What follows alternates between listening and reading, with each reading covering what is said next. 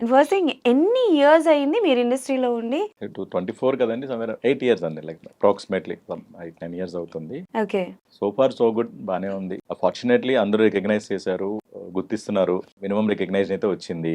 Basically మీకు ఈ విషయం అయితే చెప్పాలి. బికాస్ యాజ్ అ మీడియా మేము వారానికి ఒక 10 సినిమాలో లేకపోతే ఒక 9, 8 సినిమాలు చూస్తాం. రైట్. ఆ సినిమాల్లో పక్కా ఒక 2 సినిమాల్లో మీరు పక్కాగా ఉంటారు. Yeah. Okay. So the way you choose the characters అంటే లైక్ ఒక్కొక్క క్యారెక్టర్‌ని చూస్ చేసుకున్నప్పుడు ఏ పాయింట్‌ని మీరు ఎక్కువగా గెస్ చేస్తారు? అంటే తీసుకుంటారు ఎక్కువగా? అంటే నాకు usually when I get calls I'm not bothered about the story అండి. నేను అడుగుతా, డైరెక్టర్ గారు ఎవరైనా అడుగుతాను, నా క్యారెక్టర్ గురించి అడుగుతాం. మినిమం ఎలా ఉంటుంది, క్యారెక్టర్ ఆర్క్ ఎలా ఉంటుంది అంటే, see it's not that how many days or how many scenes we have acted, okay. ఇన్ని రోజులు చేసామా లేకపోతే ఇంతసేపు స్క్రీన్లో కనబడడం అనేది ఇంపార్టెంట్ కాదు.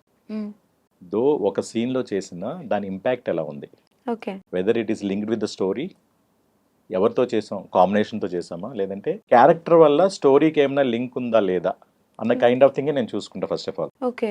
సో ఆ పాయింట్ ఆఫ్ వ్యూలోనే నేను చాలా మీరు చెప్పిన ప్రాజెక్ట్స్లో hardly like 1 scene or couple of సీన్స్లోనే ఉంటాను, మొత్తం సినిమా అంతా ఉండను. కానీ ఆ క్యారెక్టర్ పిక్చర్ మీద బాగా ఇంపాక్ట్ చూపిస్తుంది. అవును. సో అలాంటి కైండ్ ఆఫ్ క్యారెక్టర్స్ నేను ఎక్కువ చూస్ చేసుకుంటాను. Okay. And one more thing, అలా చూస్ చేసుకోవడం అని అంటే ఇదే చేస్తానని ఏమీ లేదు.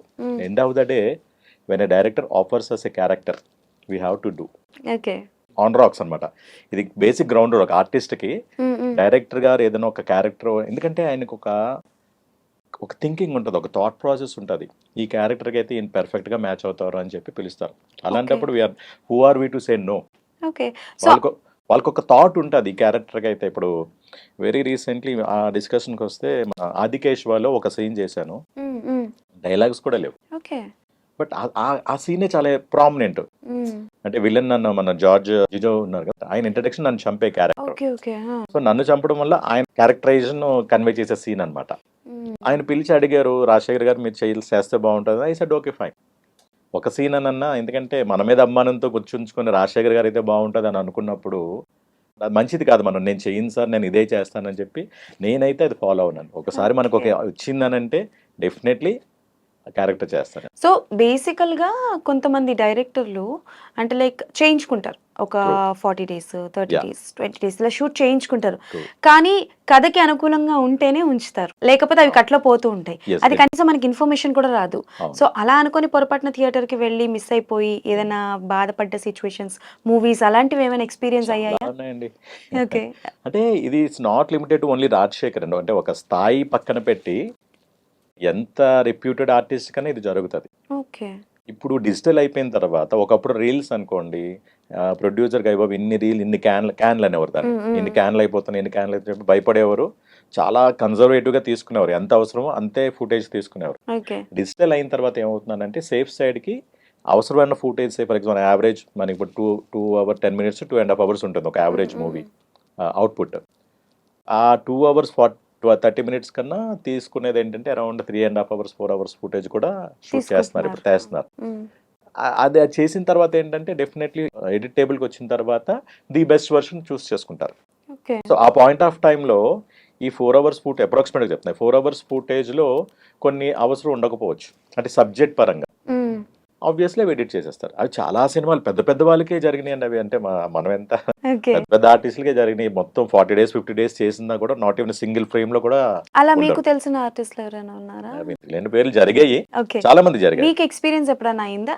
మీ వరకు చెప్పండి. నా వరకు అయిందండి. I don't want to reveal the project names, but నేను ఇనిషియల్ గా ఒక ప్రాజెక్ట్ కి, అంటే చాలా పెద్ద హ్యూజ్ ప్రాజెక్టు, అంటే మొదట్లో స్టార్టింగ్ డేస్ లో ఉంటుంది అనుకుని దగ్గర రిలేటివ్స్ అందరినీ ఒక 50 టికెట్లు కొని, అంటే మొదట్లో కదా 50 టికెట్లు కొనుక్కొని అందరినీ తీసుకెళ్లి చూస్తే, అంటే ఉంది ప్రెజెన్స్ ఉంది, నేను ఎక్స్పెక్ట్ చేసిన విధంగా. అంటే ఆబ్వియస్లీ మిగతా మన ఫ్రెండ్స్ ఫ్యామిలీ మెంబర్స్ అందరూ అంటే ఒక ఫస్ట్ సినిమా కాబట్టి ఏమైనా బాగుంటుంది అనే దీని మీద అనుకుని ఉంటారు.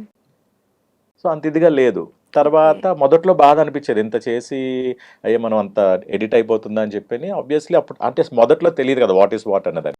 So incidentally down the line నేను కూడా అంటే లైక్ ప్రొడక్షన్ చేసాము ఆల్రెడీ, ఇన్ అండ్ అవుట్ తెలిసిన తర్వాత బాధ ఉండేది. Okay fine, it happens. అందుకే సినిమా వచ్చిన తర్వాత ఎవరైనా ఆబ్వియస్లీ చూసిన తర్వాత మెసేజ్ పెడుతుంటారు, రాజశేఖర్ గారి క్యారెక్టర్ బాగుందని, ఫోన్లో మనం ఉన్నాం కనబడుతున్నాం అని చెప్పి. ఎవరికైనా అప్పుడు చెప్తాం, రే సినిమా బాగుందంటే ఇల్లు చూడండి. నేను ఫస్ట్ థింగ్ ఎవరినైనా మీ మీడియా వాళ్ళని అడుగుతాను, ఎందుకంటే మీరు ఫస్ట్ అందరికన్నా మీరే చూస్తారు. ప్రివ్యూ చూసేస్తారు మీరు. సో అడుగుతాను ఫస్ట్, మీడియా ఫ్రెండ్స్ చాలా మంది ఉంటారు, పింక్ చేస్తాను ఎక్కడైనా కనబడ. సో బై డిఫాల్ట్ ప్రొయాక్టివ్ గా వాళ్ళే పెడతారు, సార్ ఇక్కడ బాగున్నా సార్, మీ ప్రెసెన్స్ బాగుందని, ఇక్కడ బాగుందని పెడతారు. ఎవరు అనలేదు అనుకోండి, సరే ఏమో మనం కనబడలేదేమో అని చెప్పి ఎవరు మరీ క్లోజ్ గా అడుగుతాను, బాబు నేను కనబడ్డాను అసలు సినిమాలో అని చెప్పని. సో అప్పుడు నెక్స్ట్ డే ఫ్రైడే, మీరు అందరూ థర్స్డే చూసేస్తారు కదా, సో ఫ్రైడే ఎప్పుడు ఎవరో ఒకరు ఫ్యామిలీతో వెళ్ళడం, ఇంకెవరికో చెప్పడం జరుగుతుంటది. అంతెందుకండి అసలు యాక్చువల్గా సినిమా షూటింగ్ అవ్వకముందే ఒక మూవీకి ఒక మెయిన్ అగోరా క్యారెక్టర్ నన్ను చూస్ చేసుకున్నా. It's a normal low budget movie. 4 days 5 days shoot అయిపోయింది. Then after that next schedule call, I'm waiting for the call, ఎంతకీ రావట్లా. ఫోన్ చేస్తే డైరెక్షన్ డిపార్ట్మెంట్కి, లేదు సార్ కొద్దిగా హోల్డ్లో పడిందండి, it will take some time sir, మీరు వేరే ప్రాజెక్ట్స్ చేసుకోండి అన్నారు. సరే ఇంకా అయిపోయిందేమో, ప్రాజెక్ట్ బయటకు రావట్లేదేమో అనుకున్నా. After 2 or 3 months one fine day ఒక వాల్ పోస్ట్ చూసా. నేను ఏదైతే ఆ అఘోర గెటప్ ఉందో, ఇంకొక పెద్ద ఆర్టిస్ట్ ఆ ప్లేస్ లో ఉన్నారు. అది కూడా హిందీ ఆర్టిస్ట్. ఇదేంటి సిమిలర్ గెటప్ తెలిసిపోతుంది కదా, ఇదేంటి సిమిలర్ గెటప్ ఉందని చెప్పి కింద చూస్తే అదే డైరెక్టర్. సరే ఇంకా ఆయన డైరెక్ట్ గా అడగలేదు. వెన్ డీటెయిల్స్ లోకి వెళ్తే అప్పుడు లో బడ్జెట్ అన్నది ఏమైందంటే, ఎవరో ఫర్దర్ గా కొద్దిగా ఇన్వెస్టర్ వచ్చారు. ఇన్వెస్టర్ అవ్వ కొద్దిగా నెక్స్ట్ లెవెల్కి వెళ్ళింది బడ్జెట్. నెక్స్ట్ లెవెల్కి వెళ్ళడం వల్ల నాకన్నా ఆబ్వియస్లీ కొద్దిగా ఎక్కువ బేర్ చేయగలరు కాబట్టి బాలీవుడ్ తెచ్చుకుని నా ఆర్టిస్ట్ని తెచ్చుకుని నా క్యారెక్టర్లో పెట్టుకున్నారు. ఎంత ఇది ఉంటే చెప్పండి ఆల్రెడీ. ఇదొకటి అయితే ఓకే, దట్స్ డిఫరెన్స్. అది పెద్దదా చిన్న సినిమాని పక్కన పెడితే, వన్ థింగ్ ఇస్ మన క్యారెక్టర్ ఇంకొకరికి అలాగంటే షూటింగ్ చేసిన తర్వాత and without information, so that is one thing. అదే సినిమా హిట్ అయింది అనుకోండి, ఎంత బాధగా ఉంటుంది. హిట్ అయ్యి మనం చేసిన ఎలా జరిగినాయి అంటే, నాకనే కదా, don't want to take names, but జరిగినాయి. పెద్ద పెద్ద మన తెలుగు వాళ్ళే కూడా రీప్లేస్ చేయడం అనేది జరిగింది. అది చాలా బాధ అనిపిస్తుంది. ఆల్మోస్ట్ తెలుగును మనం అనుకుంటే నోటుకు వచ్చి లాగేసుకోవడం. ఇట్ హ్యాపెన్స్ అండి, కొన్ని అక్కడక్కడ అవుతుంటాయి, but part of the work అంతే. సో నాకు తెలిసి అయితే మా రాజశేఖర్ గారు ఇలాంటివి చాలానే ఫేస్ చేశారు అనమాట. దగ్గర దగ్గర ఒక 10 times అయి ఉంటుందా? క్యాల్కులేట్ చేయలేదు కానీ అంటే ఇలాగంటే ఎడిట్ అవ్వడం కానీ, లేదనంటే యూనో లైక్ ఇలాగ క్యారెక్టర్ రీప్లేస్మెంట్ అవ్వడం కానీ, ఇట్ హ్యాపెన్స్ అని. అంటే we can't blame any one. End of the day వాళ్ళ పాయింట్ ఆఫ్ వ్యూలో ఆలోచిస్తే మేబీ డిమాండెడ్ ఆ టైంకి. ఇప్పుడు ఫర్ తర్వాత లాస్ట్ మన క్యారెక్టర్స్ ఎప్పుడు మీకు ఏంటంటే ఆప్షన్స్ పెట్టుకుంటారండి. Option number 1, option 2, option 3.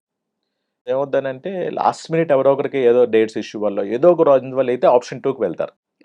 So ఇలా అన్నప్పుడు సాధారణంగా మనకి ఏంటంటే సేమ్ సిమిలర్ థింగ్. కొన్ని మూవీస్ లో నేను మెయిన్ విలన్ గా కూడా నేను సెలెక్ట్ అయ్యాను. డైరెక్టర్ సెలెక్ట్ చేసుకుంటారు. డైరెక్టర్ గారికి కావాల్సింది ఏంటంటే, వాళ్ళు బిజినెస్ ఆలోచించరు. డైరెక్టర్స్ ఎప్పుడు ఆలోచించేది ఏంటంటే, నా క్యారెక్టర్కి ఇతను సెట్ అవుతాడా లేదా, పెర్ఫామ్ చేయగలడా లేదా అనేది ఆలోచిస్తారు. డైరెక్టర్ గారు నన్ను సెలెక్ట్ చేస్తారు మెయిన్ విలన్ కింద. ఒక పెద్ద సినిమా అంటే ఒక లైక్ ఒక యావరేజ్ హీరో సినిమాలోని. ప్రొడ్యూసర్ గారి దగ్గరికి వెళ్ళినప్పుడు, ఈయన బాగానే ఉంటాడు కానీ మనకి ఇంకా బిజినెస్ అవ్వాలి కదా, ఈయనకన్నా బెటర్ నెక్స్ట్ ఇంకా ప్యాడింగ్ ఆర్టిస్ట్ని పెడితే మనకి బిజినెస్ అవుద్ది కదా అనే పాయింట్ ఆఫ్ వ్యూలో రీప్లేస్ చేశారు. And hats off to the director. ఆయన ఓపెన్ గా చెప్పారు నాకు, రాజశేఖర్ గారు ఇది సార్ ప్రాబ్లమ్, ఇలా జరిగింది.